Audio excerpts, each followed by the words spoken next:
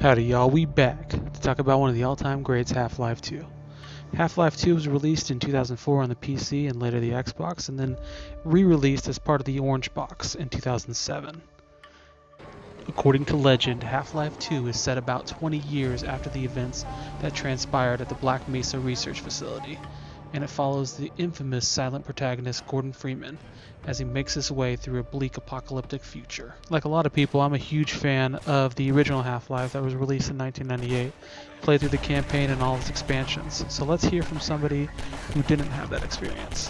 When I first played Half-Life 2, I had just come off of Halo 2, which is my personal most hyped game of all time. At the time I was aware of, but had still never played Half-Life 1.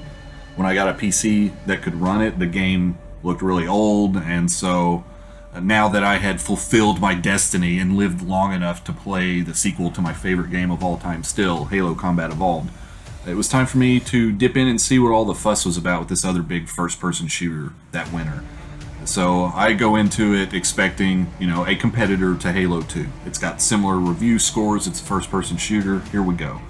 And that expectation did not do me or the game any favors. I think that it definitely helps to have played Half-Life 1 when you go into Half-Life 2. The game feels like it has been designed in a way that its developers assume that you have. Much like Half-Life 1, it does not have a particularly cinematic way of telling its story. That is very different from Halo and Halo 2, right, which have some pretty epic cutscenes. And Half-Life isn't interested in trying to tell its story that way. It has its own methods. Most games at the time, if they had a particularly in-detail story, it was done so with cutscenes or large bodies of text between levels. But unlike Half-Life 1, this game, it's set way in the future during the apocalypse, which is a really popular backdrop. You get extreme circumstances to tell these human stories. But because Half-Life is grounded in its single-shot first-person format, the storytelling, it inevitably feels more procedural, more grounded than most films or even video games, because the audience never sees or knows more than its protagonists. And one thing I love about the story, even though it didn't really connect with me from like an immersive standpoint the first time around, there were these elements about the story that did stick with me. And when I came back to it with the Orange Box and played the expansions, was a little more mature and had played more games in my life by that point, really fell in love with this game and the franchise as a whole. One of those details I just want to throw out there is the 7-hour war, right? We could go through scrolling text fields reading what happened between the events of Half-Life 1 and Half-Life 2, but instead you just hear characters talking about the 7-hour war. And that really tells you all you need to know about what kind of effort humanity made as a defense when the Combine did show up. And even though it's not a big exposition dump, it still feels heavy. There's lots of consequence and implications just involving the title 7-hour war.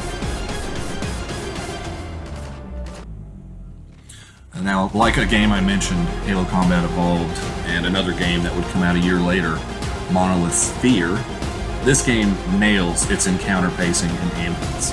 The firefights can get your heart rate up, you've got legitimately intelligent, combative AI going against you, a variety of enemies with different behaviors, and then after the firefights, you're given time and space to slow down and look around. That first-person single experience, continuous with no cutscenes, it's very effective, and it leads to certain moments like this to be even more immersive than I think they otherwise would be. I'm talking about a few parts in specifically where you can look behind you and see where you've come from, and then you look forward and you see where you're going. My favorite example of this is the Black Mesa East Dam, right after you've taken out the chopper. Pretty intense, essentially boss encounter in the game. And you look back and you can see the Citadel, which you can see from a lot of different points in the game. It's one of the things I love. But you see the City 17 where you came from. You look forward and you can look down and see the lab where Alex and her father are waiting for you, and then beyond that you can see Ravenholm, which, if it's your first time through, you don't know what Ravenholm is, but on subsequent playthroughs, seeing that and seeing all those puzzle pieces come together like that, it was really effective for me. And I think whether music is playing or not, this game just has plenty of spaces to relax, take a breath, enjoy a space that is free of enemies and firefights. Just have a stroll and enjoy the sound of waves on the beach. We'll play a friendly game of fetch with Dog, who looks not so much like a dog, more like a mutant orangutan that's been made out of spare assembly line parts, but we love him. So there's a section in the game of Duke Nukem Forever where you are trying to solve a puzzle involving pipes and valves, and Duke Nukem says, "I hate valve puzzles." And basically that stuck with me because it's true. Valve is infamous for its puzzles and puzzle solving in its first-person shooters.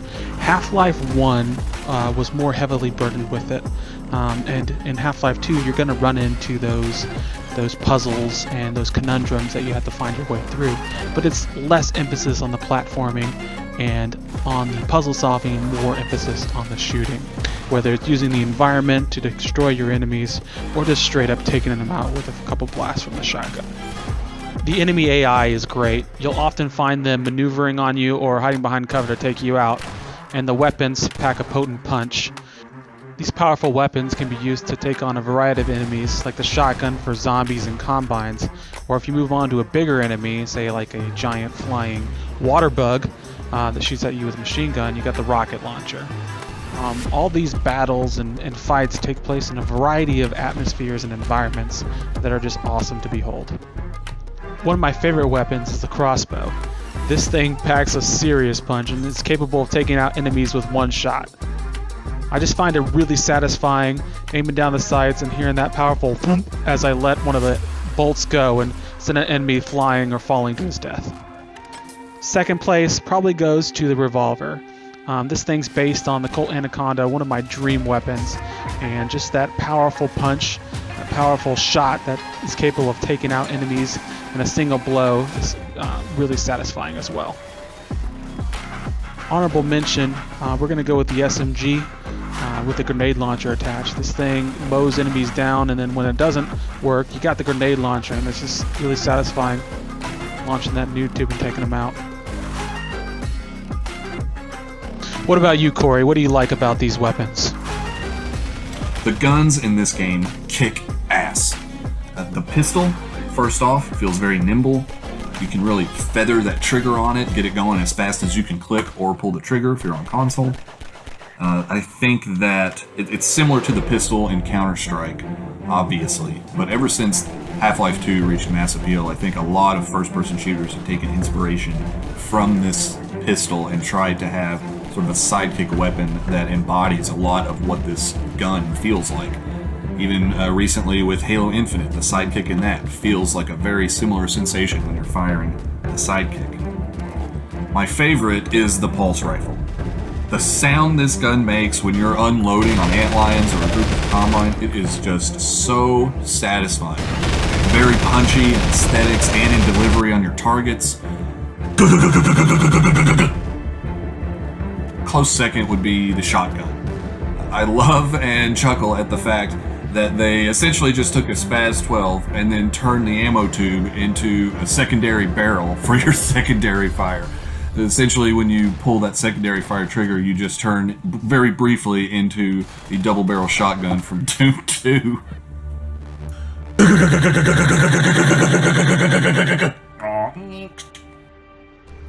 Nice. Whether you like pinning enemies to the wall with the crossbow, or you like just straight up taking them out, annihilating with the blast of a shotgun, this game has a variety of weapons at your disposal that pack some serious firepower and definitely feel like you have an impact on the enemy. Which brings us to our next topic, Ravenholm. Now, the first time I played this level, I found it to be kind of a drag. It was a confined corridor experience that drug on for far too long, had you maneuvering through hordes of zombies and ultra zombies. But then I replayed it on the orange box, and it had an achievement that made you go through Ravenholm using only the gravity gun, and that kind of changed the game for me. Enough can't be said about the physics. It dominated so much of the discussion around this game when it came out because of how well the physics are done, including its implementation into combat. The gravity gun changed the way you think about quote-unquote ammunition, right? It's no longer just a number on screen, something you have to find and run over on the ground. It's now the world. It's the environment. The level design is your ammunition now. Constantly having to look around for what's the next thing I'm going to throw at my enemies, right? But even today, almost 20 years later, you'd be hard-pressed to find games coming out that do physics as accurately or as thoroughly throughout their entire level design as Half-Life 2 did. Well said, Cory. And that's what doing this level using only the gravity gun did for me. It had me looking around, finding objects that I could use to take out my enemies instead of just going through and running through and blowing them away. It made me think. And I'd run into situations where I didn't have anything to throw around, so I had to adapt and overcome. I went down and found a washer and was like, hey, I wonder if I can shoot this up there. And shooting it up there worked and effectively used a washing machine to kill zombies and get through the level. And all this culminates toward the end when you're on the rooftop and you can't use any guns. There's nothing to fire at these ultra zombies that are attacking you. It's just super nerve-wracking, and that freaking elevator can't come quick enough. As soon as it comes, you find yourself running over to it and hitting that switch as fast as you can. And then as you descend on the safety of the elevator, you think the level would be over. But you got a little bit longer go. You got a graveyard fight, and then you finally come to the end right here in this tunnel, and you got this machine that kind of reminds me of the carrot chopper thing from Ocarina of Time. You get to the light at the end of the tunnel. There's a little bit of loading in between. As soon as you get there, you see the light of day, and it's just a really accomplished feeling. Now, one of the enemies you'll run into for the first time on the highways are the antlions. And these things are a menace. They show up in hordes, they steal your health away, and they're really fast. Kind of nerve-wracking to fight. But it was kind of exhilarating, kind of felt like Starship Troopers, blowing away bugs and invoking that feeling of the only good bug is a dead bug. Until you get to level Sandtrap, and that kind of also has a game-changing effect as well.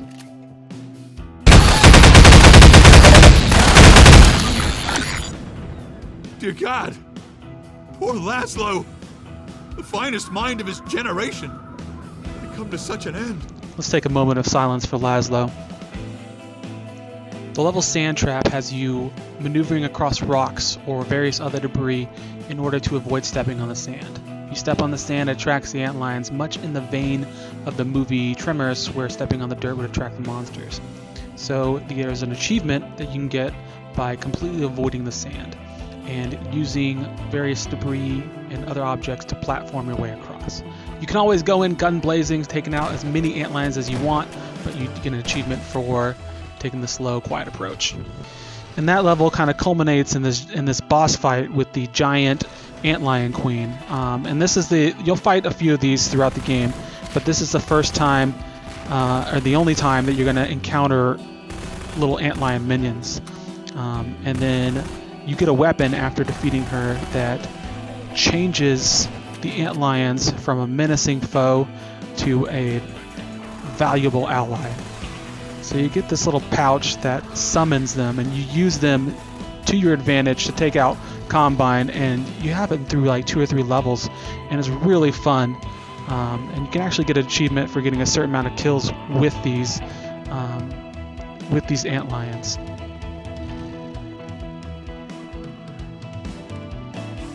I found myself starting to develop an affection for these creatures, like they were my little babies.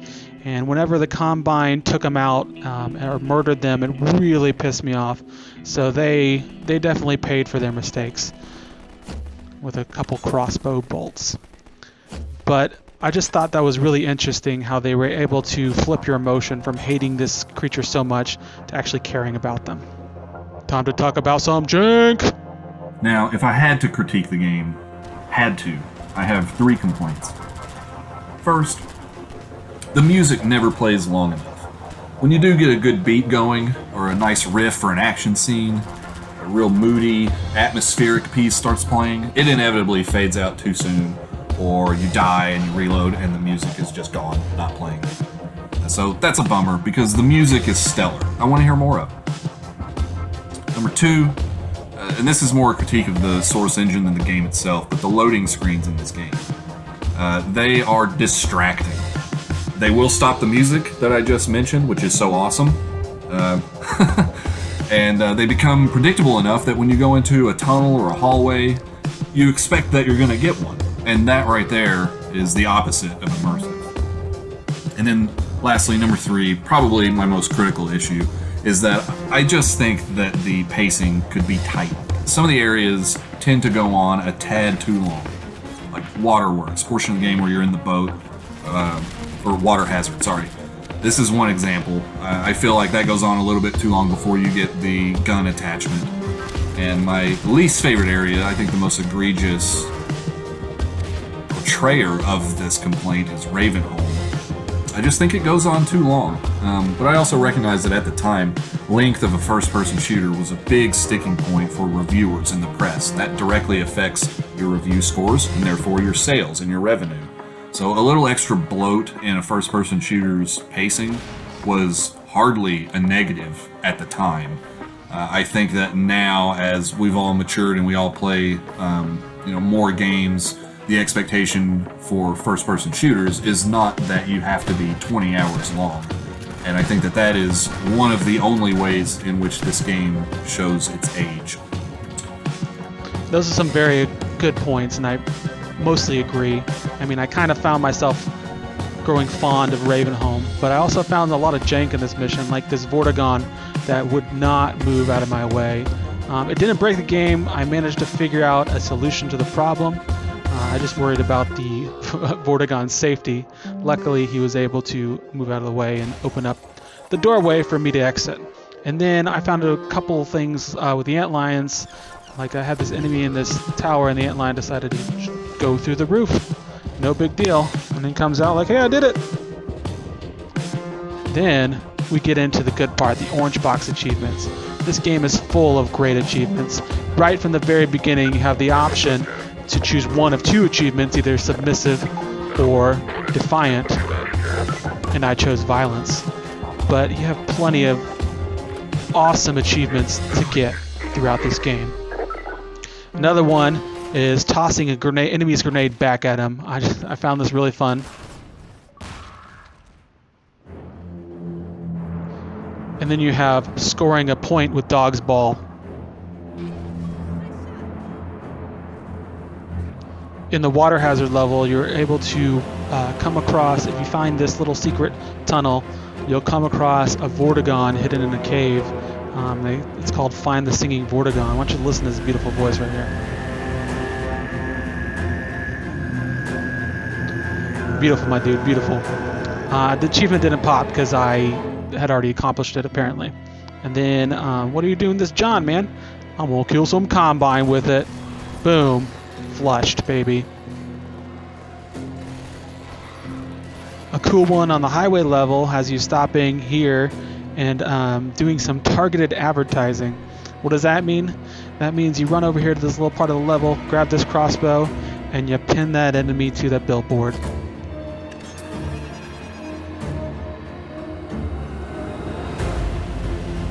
Then throughout the level you'll run into man hacks, and you can actually use these to kill Combine, and after a certain number, maybe 5 or so, one of the achievements is going to pop for you.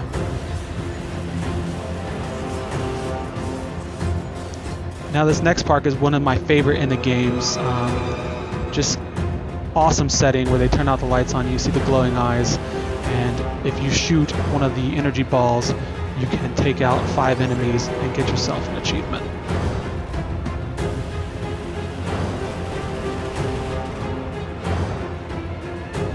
Then you always have the option of breaking the teleporter in Dr. Eli's lab.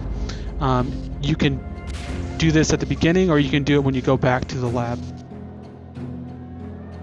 And then you also have the option of killing enemies with these hopper mines to get yourself a nice achievement as well.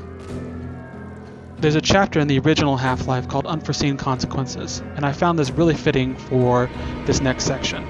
It's dedicated to all those unscripted moments. Those moments where you have to apply yourself and use the freedom that they give you to do the unexpected and take out enemies ahead of time, or just use the environment to your advantage and take out some Combine. From time to time, the Combine will fast rope into situations, and occasionally you'll be trying to take out a group of enemies, and you might take one of the Combine out. You can either watch the enemies duke it out, the zombies and the Combine, or you can start helping one of the factions and even the odds a little bit before you eventually kill all of them. It's always a bonus when you get to fight opposing factions and use them against each other. Now later in the game, you're going to have some human allies that follow you around and help you out. For the most part, they don't really do much to contribute to the fight, but occasionally they're going to come in clutch. Like this one time I came across a group of enemies that was pretty significant. Backed out and the guy launched a grenade in there and cleared the way for me. That was really helpful. You're also going to have those moments where you feel like an absolute badass, an unstoppable machine as we run through the streets, mow down Combine, kicking ass, and taking names. Such awesome effects too. The end game and the god tier gravity gun. Now this is where we get the ultra gravity gun, which sets you up for some beautiful shots and a really powerful feeling of being able to take out an entire army. It also sets up for a couple achievements that are awesome, like catching an energy ball and sending it back, or just using the environment, these radiation fields, I guess, to take out enemies. You'll end up, you do enough, you'll end up getting an achievement for it. Overall, I would give this game a 9.5. It does make a few mistakes, and for me, no game's perfect, but this game is way up there. Original Half-Life, I'd probably give a 9.6 or a 9.5. It beats this one out purely due to nostalgia for me, but don't let that stop you from playing this game. It is amazing.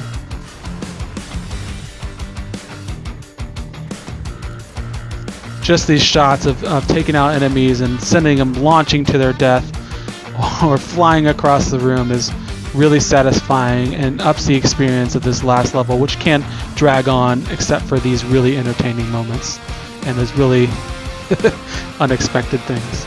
What are your thoughts, Cory? Overall, I give it a 10. It is a classic for a reason. It's withstood the test of time. It's still fun today, just as it was nearly 2 decades ago.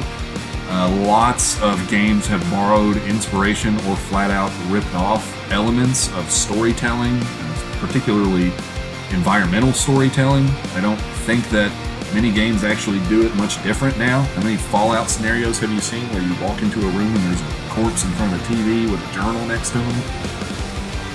A fucking 10! What the? A fucking 10! Such a phenomenal game. Anyway, if you like the first-person shooter genre in general, why don't you head on over to the Sacred Icon Discord server. Got a channel called All Out of Bubblegum that's dedicated to the first-person shooter. Come on over and check it out. Hope you guys enjoyed the video. Peace out. In the meantime, this is where I get off.